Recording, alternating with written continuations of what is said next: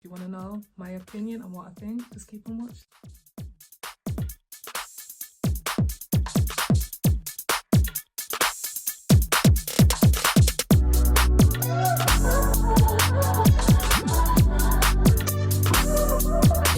Hey guys, what's good? It's your girl Nisi here and I'm back with a new video and a huge trigger warning. In today's video, I'm going to be speaking on the attack that happened on the train.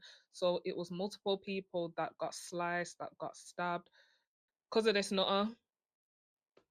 And before he did this on the train, he actually attacked earlier on in the hours. He attacked a barbershop. He went into a barbershop and was just threatening people. Listen, no one seriously got hurt, so we thank God first of all. But this is crazy. Again, when it comes to public transport, bus, train, like you're just literally not safe. Like it's so scary. So prayers to all the victims. I'm gonna roll this clip and I will be back with my commentary.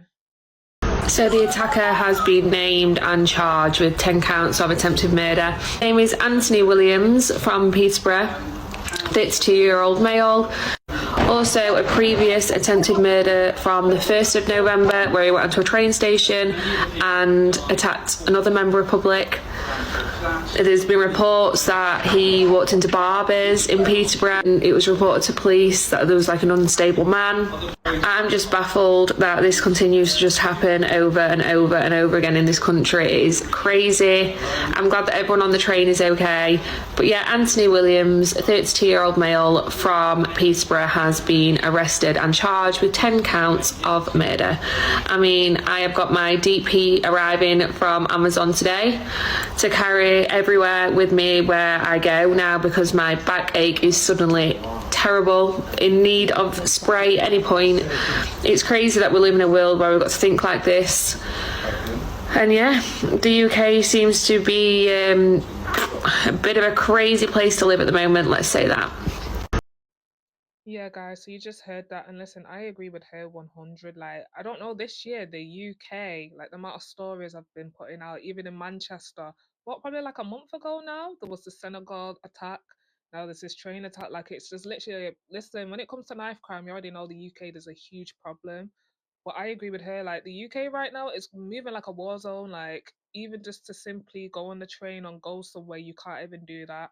Now, this next person, she was one of the victims on the train and she's sharing her story and how it all like came out for her. But I agree with her. Like right now, the UK, you know what I mean? If anyone wants to come from another country and they're like, oh, like what city in the UK should I be like, do not come to the UK right now because I do not know what's going on. But yeah, guys, I'm gonna roll this clip and I will be back. We saw people covered in blood as well. Like, it was horrific. It was really horrific because we had no idea where he was, and the conductor that tried to stop him, he got stabbed as well. When it's panic and chaos, you have no idea what's happening. And then we got told that he's coming in our direction again. After going the opposite direction, he came back to us. So I was on the train with my friend Vanessa. We were going from Nottingham originally to going to London for just a night out, and we just listened to music, just having a good time. And then I see that 5 rows ahead of me, a guy in a white t-shirt just jumps out of his seat out of nowhere and starts like flew. And I was thinking, what's happened? Like, there was me thinking maybe something happened to him. And then people started shouting from our coach, oh, he's got a knife. And I personally didn't see the knife, but the other people from my carriage saw it and said it was a large kitchen knife. And next to the man in the white t-shirt was the suspect. Was the suspect, yeah. Describe him. What was he doing? So I only saw a bit of him. At that point, I saw him. He was just a black bearded guy, wearing all black and a hoodie. I didn't see the knife he was holding because I'm guessing it was already in the body or something, yeah. And was he shouting anything? What was the atmosphere? I did not hear any shouting. I only heard shouting from the people on our train saying, so from our carriage saying, run, he's got a knife, we've been stabbed. Obviously, so we started running and we were just trying to calm everyone down because there was a young child with us as well. Not ours, but you know. How old was the child who was near you? He was around 6 years old and he hid in the toilet with his mum and dad. Damn it. Yeah. When me and my friend found out that there was a knife involved and there was stabbing, we ran in that direction. So where the kitchen was at, I remember that very well. And but on the way there, we saw people covered in blood as well. Like it was horrific. It was really horrific because we had no idea where he was, and the conductor that tried to stop him, he got stabbed as well. So it honestly, we felt that we were not safe because we were trying to get the train to stop, and the train wasn't stopping. I was going to say, was anyone pulling the alarm? What was No, I don't know. We were just shouting. There was an older lady next to me as well. She was on the phone to the police saying that someone got stabbed. So it was honestly, when it's panic and chaos, you have no idea what's happening. And then we got told that he's coming in our direction again. After going the opposite direction, he came back to us. But thank God, no one that we knew got hurt. So remember, you were in the kitchen, and then you heard the suspect was coming back. Yes, so I saw a metal tray there just lying, so I thought the best thing to do was just to get something. You know, when you're in trouble, you need an object at least. So I wanted to just feel a bit safer by having something in my hand. Just worst comes to worst, I could fight him off. Obviously, I know that he's probably a lot stronger than me, but it made me feel safer. Did you see him again then come back in the carriage? Yes, so I saw him only when we left the train. So when me and my friend Vanessa managed to get out of the train, I saw him calmly next to the platform door, like, you know, one of the train doors. He was holding a bottle. I don't know what it was exactly, but he just had it in his hand, and he looked so calm. And I think that's the most terrifying thing. I mean, it must have been petrifying. Yes, it really was. The closest he was around 2 meters distance. So it's still pretty near. Still pretty close, yes. What did he look like? Did he look angry? What was his demeanour? I did not manage to look at him exactly in the face because I was honestly so petrified. In that moment, I thought that was probably the last time I would ever, be alive. Yeah, I thought I was gonna die genuinely. Yeah. Everyone's running. A guy next to me is holding his arm covered in blood, saying he got stabbed, and he was right next to me on the train, so that was quite terrifying. And so everyone's running. I see people holding themselves covered in blood, and we managed to get out of the platform onto the main exit, and the police was not there at the moment. And I thought, me and my friend are in safety. But then I saw when I turned around, because we were in the parking lot, he actually jumped the fence and he was heading towards us again, which was really scary. But I have to admit that the police came really quickly and managed to detain him right in front of our eyes, and he got tasered and he fell right on the spot next to the red bins. I remember. Conductors, I have to admit that the staff was quite brave, yeah. And I got told as well that an old man, to defend a young girl, he stood in front, so that's pretty impressive, yeah. We managed to get in a taxi, and we asked the taxi driver to just lock the doors and keep us in safety, which he did, thank you to him. It's only a day after the attack. How are you feeling at the moment? Honestly, I'm scared to sit on a train again.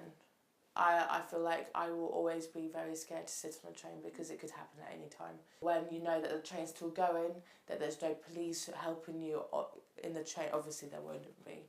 But I was hoping that the train would just stop and we could just leave. I felt claustrophobic because everyone's pushing in and we're trapped in the small kitchen area. B, there's a guy with a knife stabbing everyone, and you don't know if you're going to be next or not. Oh, guys, let's just take a minute. Like, the way she described things to a T is literally something out of a horror film, and I just can't even imagine. Like, when she spoke on the family that hid in the toilets. So I've just come back off holiday, and you know on the plane how tight the toilets and how small they are. On a plane, on a coach, on a train, if someone, you know what I mean, wants to start stabbing people, there's not much you can do but trying to defend yourself. Like she said, she picked up a metal tray and hide. It's really scary. And like she said, the train won't be able to stop until it gets to the next destination. You know what I mean? It can't just stop in the middle of the tracks because obviously police have to come and help them. Like, oh, it's a lot. It's a lot. It's scary. And again, like she said, she was coming from Nottingham, just going to London just for a night out, and look at what happened on that night out.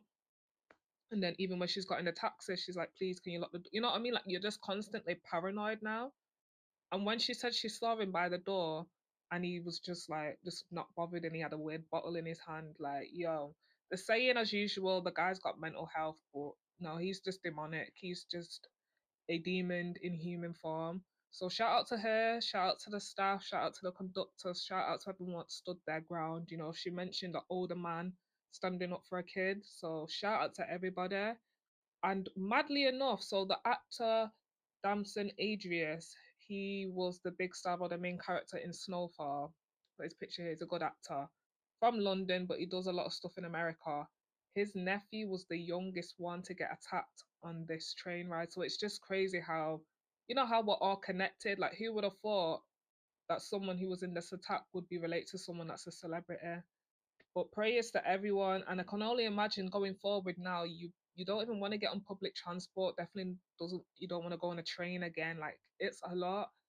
I don't really like taking coaches when I go down to London because it's just far too long. So I do prefer to get the train. But mate, after hearing this, like, you literally either way, you're just not safe. It's really scary. But yeah, guys, let's get into some people's reactions. You see this man right here? His name is Samir, Algeria descendant, born in Britain, is a Muslim. This man right here put his life on the line to save the people on the train in Cambridge. Yep. Where Anthony Williams was trying to stab and take the life of multiple people, Samir said, no chance. I'm gonna put my life on the line to save multiple people. And that's what he did. Now this man right here is fighting for his life. But I hope he recovers. Now this is the type of man that the UK need, a true hero. Samir, I hope you recover so you can go back to your family. And again, respect. Men like you are the type of men that the UK needs. You are a good role model. Yes, yes, yes. Big up to Samir, and we're praying for a speedy recovery so you can get back to your family and your friends and just everyone that stood up to him. I remember, yeah, when attack happened in the Manchester Arndale and everyone was running, but when a group of men come together and they're like, nah, they're standing 10 toes down, like, you're not doing this, you know what I mean? I love that. So big up to Samir. Like, just in Manchester alone, there's been so many attacks recently. Obviously something happening every other year or something close, because then we have the Southport stabbings that happened. So from the woman in the first clip, I agree, like, the UK right now is a really like scary place to be in. But big up to Samir and everyone that stood their ground against this nutter. Guys, ever since the train attacks, I've been scared. Like, literally, I came back home and I came back to my uni city. And on the train, my paranoia has gone up. Like, I can't explain it. Like, normally I like feel safe for the trains, but I'm really like extra like careful and like extra wary. But ever since the train attacks, bro, it's triggered my anxiety to like X 100 because like, mate, are you telling me that people were sitting on the train and they just thought everything was all normal, then bang, someone decided to come and stab them? Do you know how crazy that is? You're just on the train, you're trying to get to where you're at, and mate, you're literally fighting for your life and then the people aren't even stopping the train. Do you know how much I would freak out? Like, my anxiety has gone up like 5,000 because, mate, you never know what's gonna happen when you're traveling, literally, and that's triggered my anxiety to the max. Yeah, man, it's real, it's scary. Again, even me flying out recently. You know, a lot of young people, they have the AirPods in or the headset, earphones. People are on the phone, people are reading a book. You can do all that good stuff, but you literally still have to have your head on a swivel and just look out, because there's a lot of people, there's a lot of demonic people, should I say, that's running around. So, like she said, you know, before this happened, she would just get on the chain casually, but now her paranoia, her anxiety is up 1,000. Like, she's literally just like, I agree with her. How can these people be on the train and everything's normal and just out of nowhere this guy starts slashing people? And that's the worst time because it's when you don't expect it, you know what I mean? Again, with planes, when they see someone with a bomb, you don't expect that, you know what I mean? You expect to get on the plane and get to your destination safely. So I agree with her, not just the train, but catching the bus, just any public transport. I am. Like I've got anxiety. Like I'm always like, because you just don't know. And I'm a mother, and especially when I'm traveling with my kids, like people, the children that were on that journey, it must be so scary. Like, and how do you explain it to them? You know what I mean? Do you explain it? They might have school for the rest of the week, but they're gonna need counseling now. They're gonna need therapy. You know, like that woman said, she was hiding in this small kitchen. Obviously, a lot of people are trying to get in, so they're like sardines. Some people have been cut. There's blood everywhere. People are scared, shaking. Like this is crazy. 11 people stabbed on a UK train. Here's the update they're hiding from you. The name that was buried? Anthony Williams, 32 years old. On Saturday, 6:25, the train from Doncaster. Knife frenzy erupts after Peterborough. 11 slashed, 9 critical. The railway worker who tackled the attacker is now in ICU. They raised the terror code Plato, then deleted it in 8 minutes. Armed police boarded the train and arrested Williams outside. Anthony Williams is a 32-year-old British Caribbean from Peterborough. He's now been charged with 10 attempted murders plus a DLR stabbing the same day. Police are also linking him to Friday's rampage, storming a barber shop with a knife minutes after attacking a 14-year-old in the town. The boy got minor wounds and fled. This was revealed after the charge. Seems like the Southport playbook. Delay truth, starve riots. Maybe it's not terror, but the silence? Textbook. Same code as the 7/7 bombings. Same hush. They spin it as a lone nut to normalise the knife wave from unchecked borders. We need a digital ID, but they don't even need a passport. Big Brother's watching you. Will you swallow open borders and total surveillance? Comment no digital ID and tag a friend who rides the trains. Share this video, give us a follow and subscribe for more breakdowns like this. Yeah, guys, so you just heard that. Now, my mistake, I thought he did the barbershop, you know, threatening people in the barbershop the same day he did the stabbing on the train. So, my thing is, yeah, like you said, Big Brother's watching. London has the most cameras in the world. How did you lot not catch this guy from when he did the whole barbershop thing? And if he's would have arrested him from then maybe the whole train attack wouldn't have happened. Now, he's talking about the 7/7 bombing and other stuff saying the conspiracy theories, they're gonna talk, and then the whole digital ID card. I did do a video on that, so do check it out and I'll link it at the end. But yeah, there's always more to it, you know what I'm saying? Because one minute they were like it's a terrorist attack, but then because it's a black male of Caribbean descent, then it's not. So it's just like it still is, you know what I mean? Like for it to be a terrorist attack, do you have to be Muslim? Do you have to be Asian? Does it have to be like multiple people? It's usually men. Does it have to be multiple men? But as usual, when things are just not right, it's just like, Late last night, 2 men jumped on a moving train in Cambridgeshire, stabbing people, sending 10 people into hospital, with 9 of them in life-threatening conditions. At first, people thought that it was a Halloween prank because it's the Halloween weekend, until people on the train started to run down the carriages covered in blood, screaming that somebody has got a knife.